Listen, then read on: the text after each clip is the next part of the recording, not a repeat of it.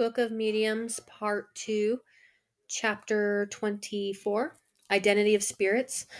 So this goes into more identifying spirits, ways you can identify spirits, proofs of identity, discernment, distinction of good and bad spirits, questions on the nature and identity of spirits. Um, I'm working on a few things and adding on to a lot of these things in my own practice in something that I'm writing. There's some things that I go through that will help expand your ability in the information and communication that you can gather, sort of like a spirit detective, to put together a better picture to better see in different senses, and discern who the spirit is, what they want, what they look like. That can give us clues in communication because um, not all communication is going to be visual. Not all communication is going to be auditory or that you can hear. Spirits that are visual, they give you, information just by body language, like time period of their clothing, etc. This is a controversial thing among the spiritisms because spirits don't bring us letters of introduction. Lots of spirits borrow names. Um, So, in many cases, an absolute identity is a secondary question or a secondary concern when you're talking to a spirit, is what the name or knowing absolutely that you're talking to Abraham Lincoln, or knowing absolutely that you're talking to Napoleon, is of secondary importance to, say you got information that will prevent someone close to you's death. Now, that information is probably more important than if Bigfoot or or Marie Antoinette told you this, right? Um, and we can't know all our spirits always. There's a lot of times there's too many of them. A lot of times we have ancestors going back 60,000 years. A lot of times our ancestors join sort of like more like a collective, like almost like I'm going to say like a fog around us. They've become more like the ancestors than Joe Blow and Mary Sue, for example. So just some more what I've seen. So a lot of times spirits present a certain way just so that we understand things about them, not that they are like actually just that, for example, too. Because spirits can also change their appearance at will, so it's very easy for them just to walk in and act like so and so. But I will say that over time, it's a lot harder for them to keep up pretenses. They'll fuck up somehow. Like you'll see a glitch in the matrix, or they'll contradict themselves or whatever. So they'll start acting fucked up. Excuse my language. Do things that bad ones do. So etc. So identity of ancient people is most difficult or even impossible. So we're reduced to a purely a moral evaluation. Spirits, like men, are often judged by their language. If someone gives the name of a great scholar and they just swear like a sailor, then they're saying it cannot be. Or they contradict themselves. Say somebody's really known for like a philosophy, and you want to ask them philosophical questions about their philosophy. And we do learn things. We all have evolving sciences. But if they like suddenly like disavow everything that they stood for, that's kind of a red flag. Or they don't have the knowledge base. They don't know what you're talking about. Even though they can get some kind of start losing themselves and get spiritual amnesia at if they are a lower, possibly if they are lower spirits as well, because they have lack energy or in time.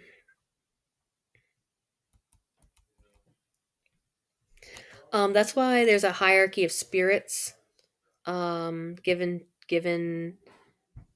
to us in spiritism. Humans in their sort of triangle of ascension, you can say, or elevation.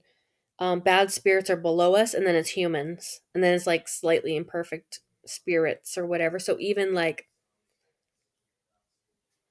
even what we would say like kind of like a inferior spirit, or but one that's not really like bad, is still better than a human, because spiritists are very spiritually based and not carnally or like physically based, and they take this, I think they take the Christians, a lot of things from Christian about the physicality being evil and stuff like this, and incarnation is always, it's always because it's for your own improvement, it's always immoral because you're immoral, that's why we're here.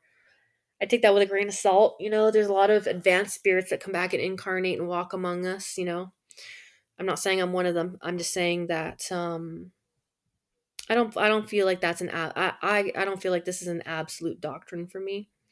I'm definitely not a relative moralist. I'm definitely not relative. Think like nothing is good or bad. I'm not one of those people. But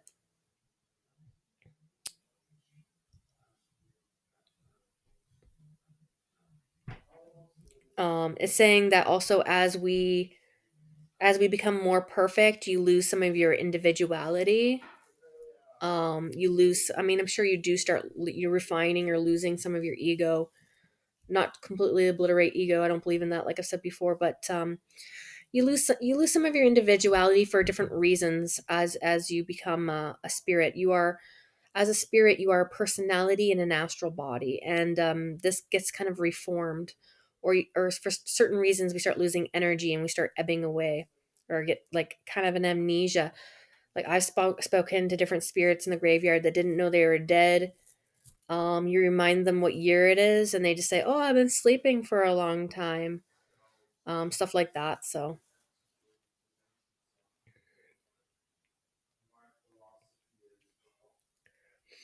they're saying this is the case with superior and pure spirits, that they more come of like, they're more of like an energy stream. They're less of like a individual, as much as a human is more individual, or at least in the West we're more like individualistic. Um they may have the name they had on Earth, but to them it's not significant because you may be more aware of several incarnations that you've had, so you're aware of your several lives. So in this life I'm Bree, last life maybe my name was Michael, maybe before that I was Lisette. So whether I answer to Bree or I say my name something else, like what incarnation do I identify with? Usually it's the most recent one. But when you look at the totality of who you are, and if you looked at the totality of other lives you lived, if you had the knowledge of that, I'm sure it would change you in some way of the way that you are right now. Only knowing, most of us only knowing the life that we've led so far now in this incarnation, although we may have glimpses of the past.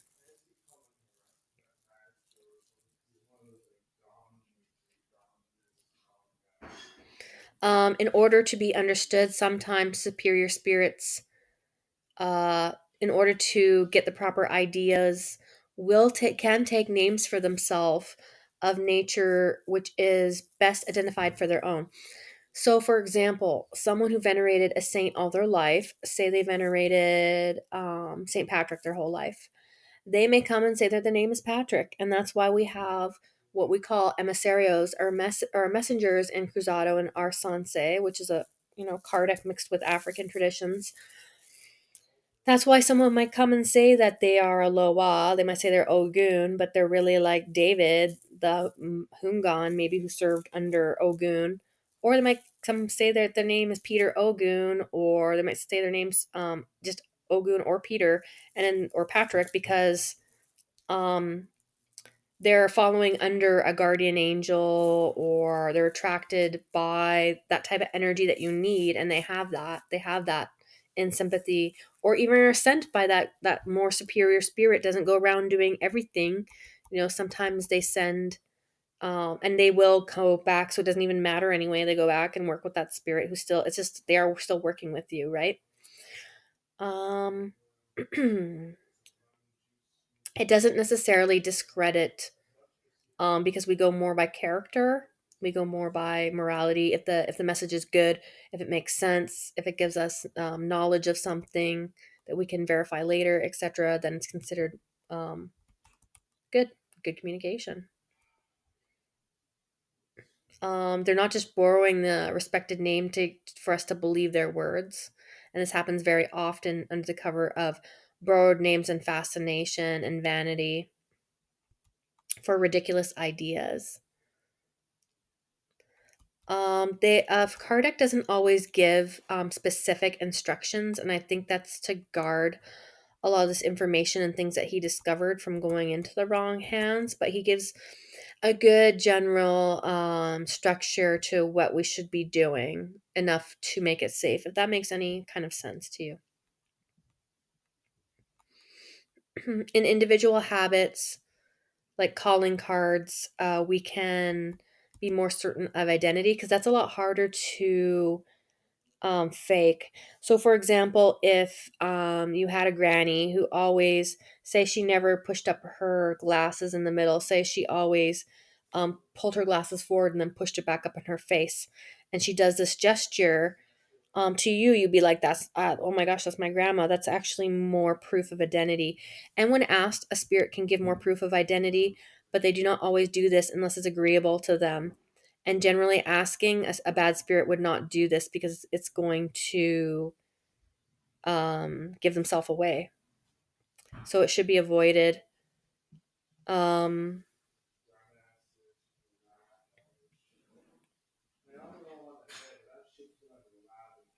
but in general, good spirits also might not do it, but they also don't really have, they don't want to be disbelieved, but they don't have as much of a problem in just kind of undergoing a few formalities so that we can, relax and chill, like some gatekeeping. Spirit When spirits refuse to answer silly questions, then they won't give proof of their identity.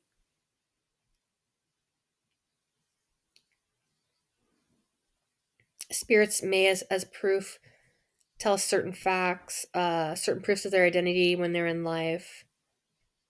Some things which are unknown to us that we can prove. Proof might not come out right away or at first sight, but in cause of many conversations. So then it's better to wait for spirits to come without calling them, because if you call a spirit, an imposter can come, whereas an imposter is unlikely to come as much in a spirit's guise, of their own volition, I guess. Always be in suspicion of the spirit who communicates with us. What they do is make the spirit affirm in the name of Almighty God that He is the one that they pretend to be. Oftentimes, a spirit will recoil before a sacrilege and then try to, even if a writing medium will try to affirm, like, I come in the name of God, and then can't finish the sentence or breaks the pencil in anger, or will try to be sneaky with it, or will even swear to it. They don't care. They'll lie straight up. They'll call themselves Jesus or God, whatever is talking to you.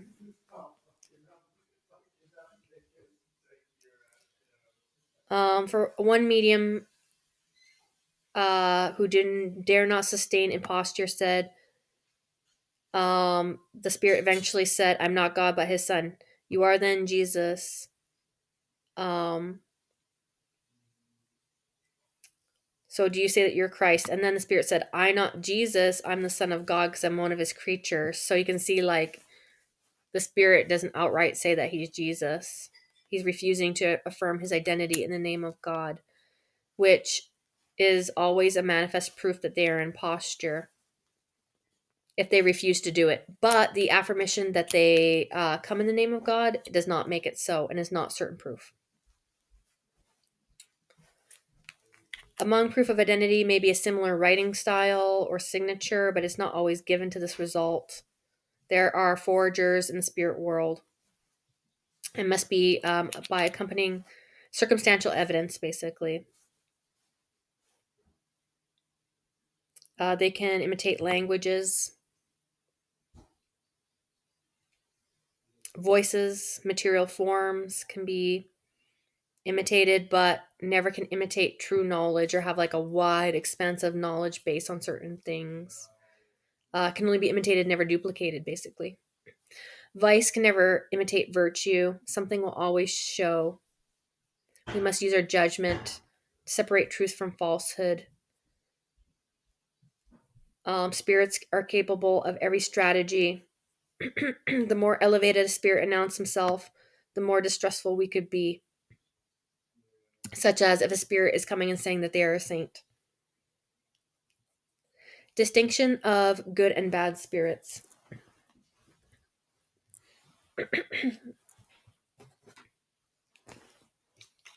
Um, the distinction of identity, in again, in many cases, is secondary to if the spirit is good or bad. The spirit is good or bad matters more.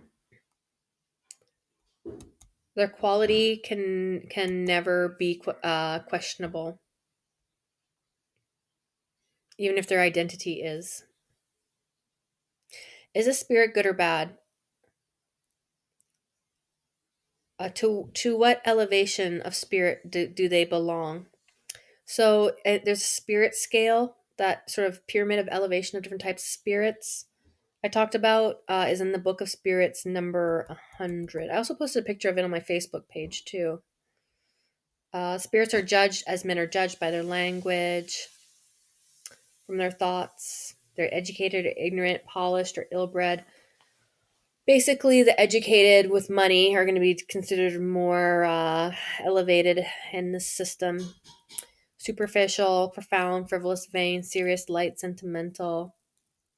We should judge them by their character, their knowledge, by their personality. Um, there's some very good spirits who are slaves or who are illiterate, for example. So, what are you going to say about that? The really superior spirits only say good things and say them in terms which exclude triviality. If they are tarnished by a single expression that savors lowness, it's an indubitable sign of inferiority.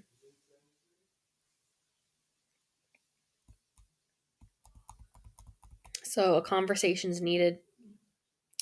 Good and benevolence are essential attributes of purified spirits. They have no hatred for men or other spirits. They pity weakness. They criticize errors, but always with moderation, without anger, without animosity, and without trying to impose themselves on us. It must be admitted that truly good spirits can only say and do good things. So anything at which is contrary, um, that is in the language which is not good, they cannot be good spirit. Intelligence is a sign of superiority, but intelligence and morality are not always the same thing. A spirit may be good and benevolent and have very limited knowledge, whereas an intelligent and educated spirit may be very inferior in morality. So he's admitting it now, but yet clinging to his idea of superior language. However, I'm thinking more when he's talking about superior language, he's talking more about the quality of the moral quality of the language, and I don't think he probably might consider swearing profanity immoral. I don't know. I'm guessing yes, but to me or to him, that's also a sign of education, so it's questionable. So the spirit or the medium has to have logic and good sense of the communications. Character of the spirits. Deceiving spirits are discouraged and withdrawing, so they can't deceive us. No bad communication can resist a rigorous criticism. Good spirits are not offended by it. They advise that we are critical because they have nothing to fear from examination. Only the bad take offense at criticism and discernment and try to dissuade us from this, and it proves what they are. Advice from St. Louis on the subject. However, the confidence of the spirits whose labors inspire you, it's recommended that we cannot often too much repeat and keep in mind in your studies to weigh and mature to subject censorship of severe reason of all the communications you receive. As soon as something is suspicious, doubtful, or too obscure you, not to ask the explanations further necessary to satisfy you. Good sense, value of spirits, dissecting what's absurd or silly is not from superior spirits. Spirits are often judged by their language and their actions. Actions are the sentiments they inspire and the advice they give. It is admitted that good spirits can only say and do good. Nothing bad can come from a good spirit. The superior spirits have a language always worthy, noble, elevated. They are not trivial. They answer everything with simplicity and modesty. They never boast. They never make a parade among other knowledge or position among others. Inferior or ordinary spirits are reflexive of human passions, vulgarity, there you go, self-sufficiency, arrogance, boasting, acrimony, inferiority, or treachery, especially under a respected and venerated name.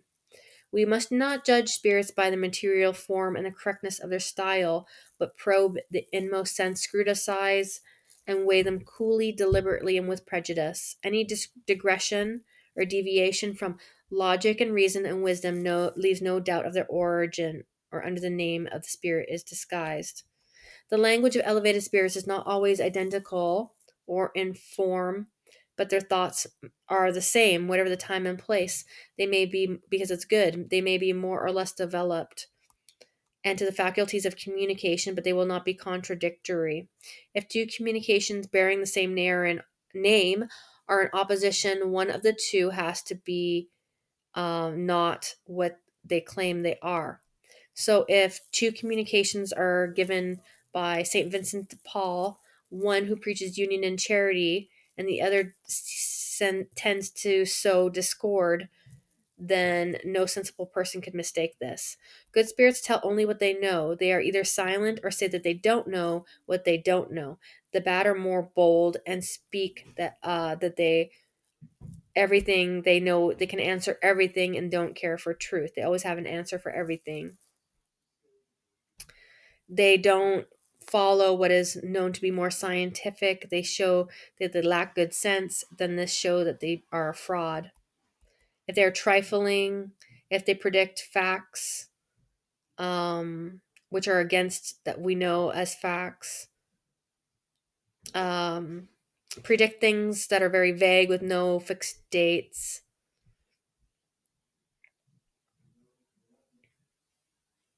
So superior spirits are more concise and don't ramble on. They're clear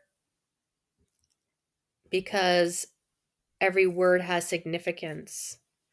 Inferior spirits hide under inflated, flowery language, vacuous and empty, waste of time, pretentious, ridiculous, or obscure while trying to be profound. Good spirits never command. They do not force themselves on anyone. They advise, and if they're not listened to, they withdraw. The bad are imperious. They give orders. They want to be obeyed and remain, whether or not. Every spirit who forces them on someone betrays their origin. They are exclusive and absolute in their opinions. They pretend they know the truth. They exact blind belief and oppose other spirits. Reason will unmask them, so they oppose reason. Good spirits do not flatter. They approve when we do well, but always with reserve. The bad give exaggerated praise, stimulate pride and vanity, while still preaching humility. Superior spirits are above impure things. Only ordinary spirits attach importance to petty details and not elevated ideas. Odd and ridiculous names should be distrusted. Distrust those who are under extremely venerated names, and those who seek to be esteemed or gain credit by these names that flatter the vanity of the medium. Good spirits are very careful to the steps that they advise and are always serious and are always useful to achieve something in specific or specific goals. Spirits are prudent or wise. They're reserved on some subjects which are compromising. They dislike evil. They dislike evil or malevolent spirits who like to display this. They seek to smooth over injuries and preach indulgence to the bad, to exaggerate them and stir up discord. Good spirits only advise good. Rational things, good sense. Any bad betray themselves by material, violent, jerking movements, agitation, opposed to a calm and gentle influence of good spirits. I'll have to say though, like if you're not like really developed, it's very hard to, again, they're talking about the dead. They're not really talking about other higher energies. Can be a lot of energy for us to bring into our energy body, and if you're not very trained or used to having this energy, it can be jerky at first as well. So um imperfect spirits give the means to communicate with them, to distrust other people, to make you have animosity with other people who can unmask them or oppose the wills of these evil spirits. Weak men are their best game to induce people to doing evil. They love sarcasm, insult, gossip, warfare, all the misfortunes, the things that cause misfortune in life. They steer us away from the path of truth. They make a preoccupation, especially something immoral or material, like an over fascination, like an imbalance.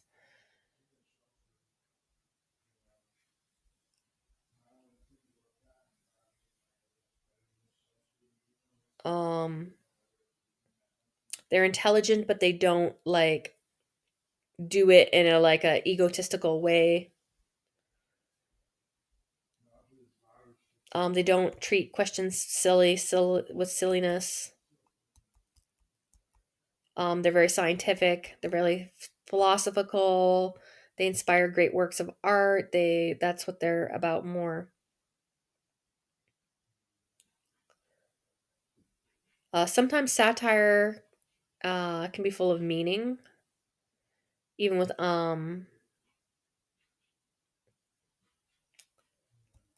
slightly more inferior spirits. From a moral point of view, you can be confident in good sense. In order to judge spirits, we have to know how to judge ourselves. There's unhappily many people who take their personal opinion as measure for good and bad, true and false, but it's not up to our personal whatever. It's more of our outside of ourself.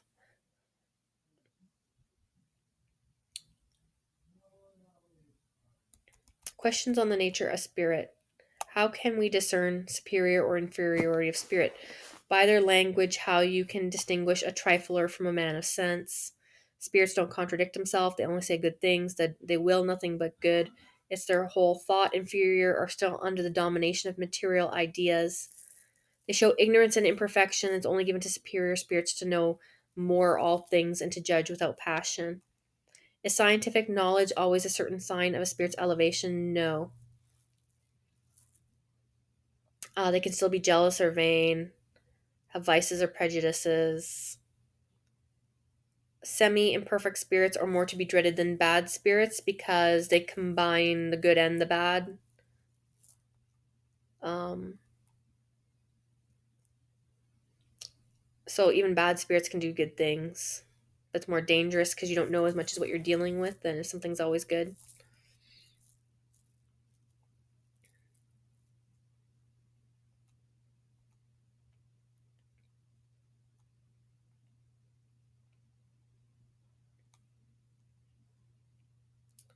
In order to satisfy our curiosity, spirits often just give us a name. It can be borrowed, but it's not necessarily a fraud. To sum it all up, there's a solidarity and a similarity, possibly, when it's for good, of the spirit of the same order. So when a spirit protector calls himself St. Paul, for example, it's not certain to be the spirit or soul of the apostle, not at all. For you will find thousands of persons for whom it has been said that their guardian angel is St. Paul, and that is what matters. If the spirit who protects you is as elevated as St. Paul, it does not matter. For you take a baptismal name to distinguish you from other members of your family, so they can just as well take those of the archangel Raphael or Michael, and it would matter of no consequences. For the more elevated of a spirit, there are more multiple spirits around him of his radiation. A spirit protector of a superior order may have under his tutelage hundreds of incarnated beings with you on earth. Do you not have notaries who take charge of the affairs of a couple hundred families? Why do you not suppose that we, spiritually speaking, are less capable of directing men morally than those of directing their material interests? Why do spirits who communicate often take the name of spirits? They identify themselves with habits for whom they speak of, and take or may take names calculated to make the strongest impression on us. Do spirits, superior spirits, when invoked or prayed, always come in person, or do they come by these other emissaries to transmit their thought? They can come in person, but if they can't, it's not a messenger of that other spirit. Is the messenger always as enlightened to answer as if the spirit who would send him? The superior spirits know who they are confident in commanding to replace them. And the more superior spirit, the more they are commingled in one common thought, so it is indifferent to personality, and so should you not also care about this. They are capable of instructing you. Truly, you are like one of those savages who have never left their own island. Fancy the world does not go beyond it. Why do superior spirits let spirits of a low class abuse their respectable names to induce us in error? It does not always happen with their permission. Does it not also happen the same among you? That, someone can go take out a credit card in your name, for example.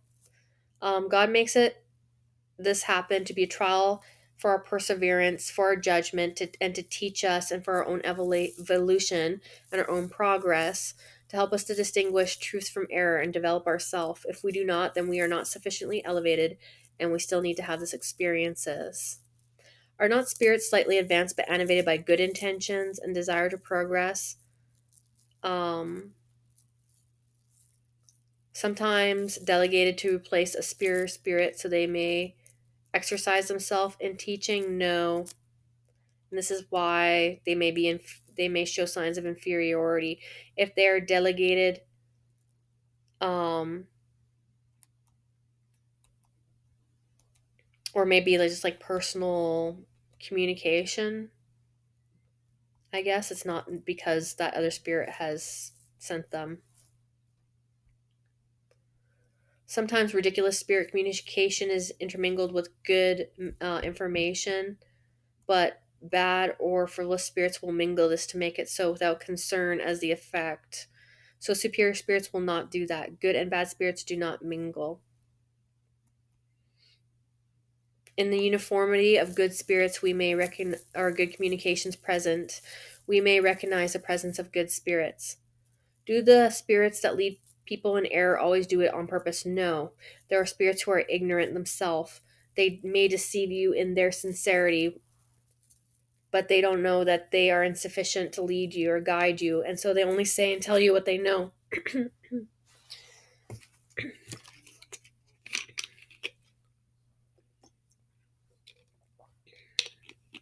They don't always do with maliciousness, because they could be a silly spirit. Like they said, spirits have different motivations for doing this. They can make a false appearance with great difficulty. It happens. The bad spirits might not even know that they can do this or how to do it. They only serve as instruments to give a lesson.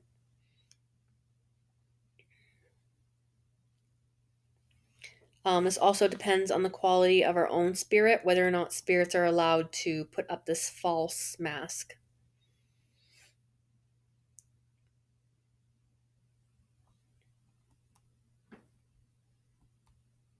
Man can always attract mocking spirits. We think we're strong when we're not. We need to be aware of our own weakness that's born out of pride and prejudice. This is often not taken into consideration. By flattering whims, bad spirits are likely to succeed whether or not we have good intentions. When uh, we mingle vain curiosity, and we're more liable to be deceived when we do our spirit communication. These good and bad spirits are mirrors to ourselves. Bad, perverse, and jealous spirits can do evil all that man can do, so we have to be aware of this. Superior spirits are always prudent and reserved. They never speak evil, they warn with caution. They will, if they desire, have an interest in two people. Say a good spirit doesn't want two people to see each other, they will bring about incidents that separate these two people in a natural manner. They won't cause two people to fight. For example, they'll just cause one person to get a job in a different city if a good spirit wants to separate two people.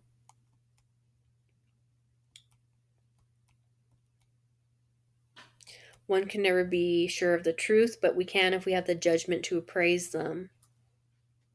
For we can judge someone a fool or a wise man. Um, if someone's, you can forge some things, but you can't imitate all writing, for example, even the best forger.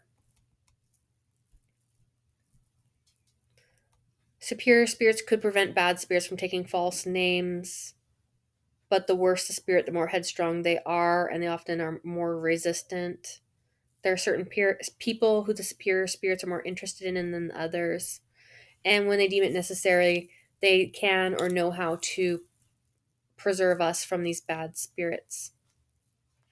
Because sometimes against these people, um, deceiving spirits are powerless against good spirits.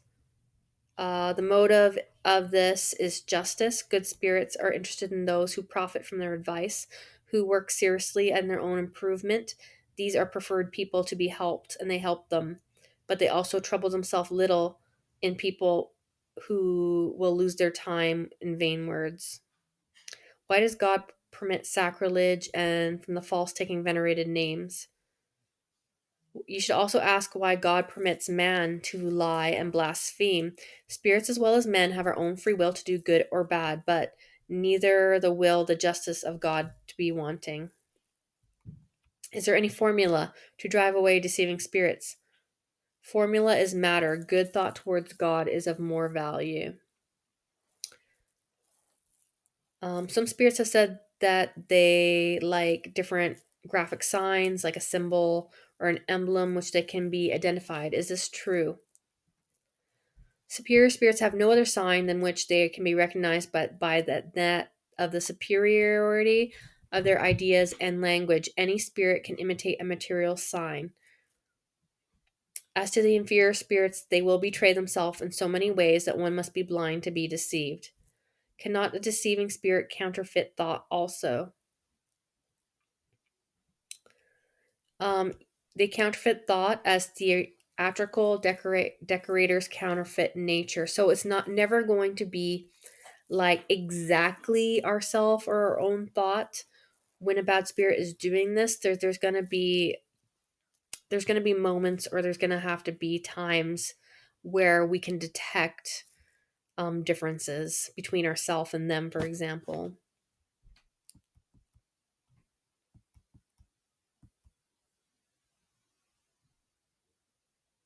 If you're not able of judging yourself, if you're not capable of judging other humans, then you're not going to be capable of judging spirits, basically. When the modest people, the humble people know their own own faults, then these faults can't be exploited as well because as easily because we don't have the pride to prevent us from seeing them.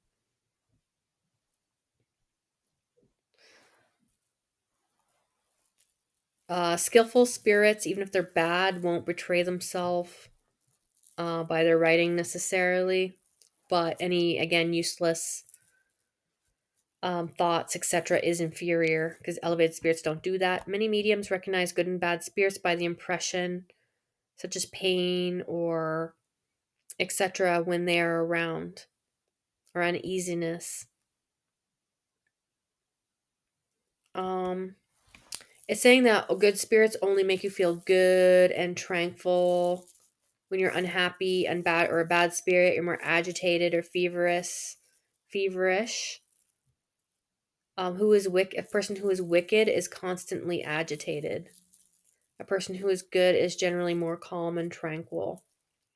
I mean, in general, I guess you can say. But I also think that, if someone's really afraid of ghosts and a good ghost come, they probably could get agitated by that. And we know that just by mediumship, our nervous system gets agitated. So basically, mediums are of greater or less nervous impressionability. So our agitation cannot be regarded as a general rule. We must take into account the circumstances. It's often in a comparison or a contrast. For a medium who sympathizes with a bad spirit, might not be agitated by this. A rapidity of writing might pertain more to the flexibility of the medium and can't be confused with convulsive agitation that even the slowest mediums may experience from contact with imperfect spirits.